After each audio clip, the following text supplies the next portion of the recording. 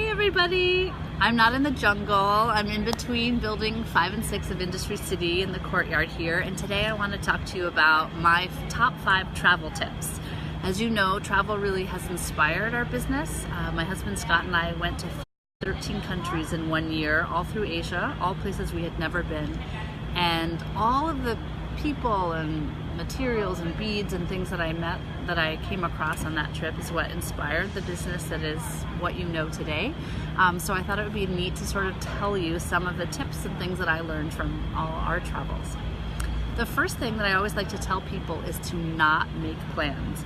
On our trip, we had booked every flight, and honestly, within the first month, we changed everything. So I always say, plan your first 2 nights so you feel settled, you don't have to worry you're flying to a strange place, at least you know where you're gonna sleep the first 2 nights, and then figure it out from there. You never know what you'll be invited to or what you'll come across that you couldn't plan from your computer at home. A story I always like to tell is we were in Laos and we were about to move on, heading on to Vietnam, and we got invited to someone's birthday party on this teeny little island. It was amazing. We all got into this little boat. This local guy caught fish, showed us how he catches fish. Literally our most beautiful sunset pictures and some of our best memories are from that trip. And if we had stuck to our plan, we never would have done it. So number 1, don't make too many plans, which is hard for some people, but I highly recommend that.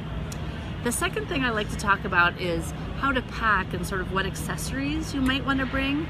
Less is more. I know you all want to have those heels that match this dress and the sweater that goes with this, but the less that you can bring, the better it'll be. Though don't do what I did on our trip around the world. I literally only had zip-off pants and all athletic gear. That was not a good idea. Bring your favorite pair of jeans, but bring a black dress and maybe 2 accessories.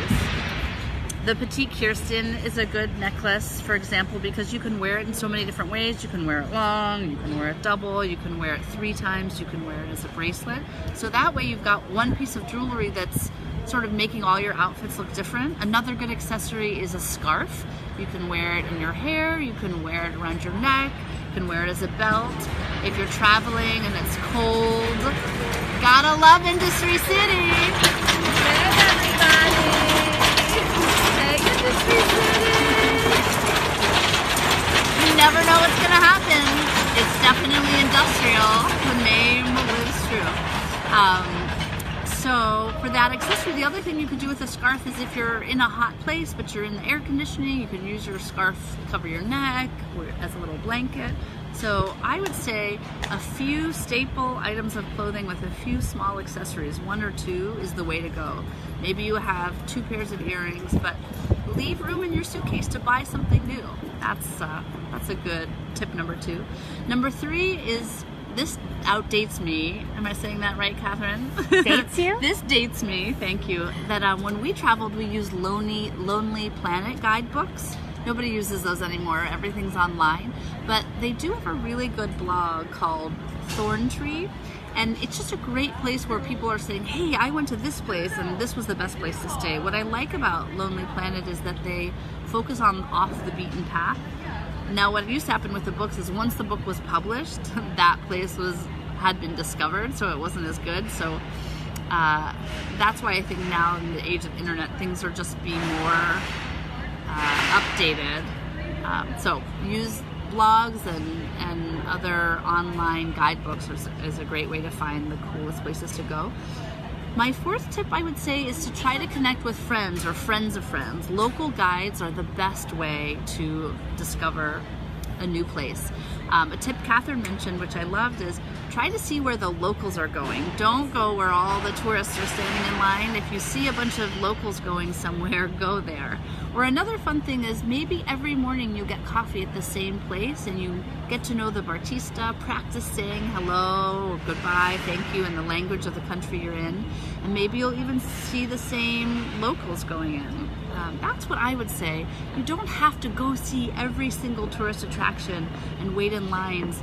Try to just wander where there aren't any tourists. And my feeling is that you'll probably find way more interesting things, and I think your trip will be more rich because you'll more be discovering what it's actually like to live there versus Times Square in New York, which is where everybody goes, and that is not New York City, at least to me.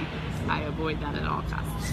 And I'd also like to say to try to eat local foods. A lot of people are nervous about trying unknown foods. Literally, this is one thing I was scared to do, but Scott did it in Korea. He tried a living squid that you had to chew quickly, otherwise it would suck on your throat. Ew, that's so gross. But what a great story. You want to try things that you would never see anywhere else, because you can eat pasta at home. Skip those and try the fried crickets. I tried it. They were weird, but I tried it.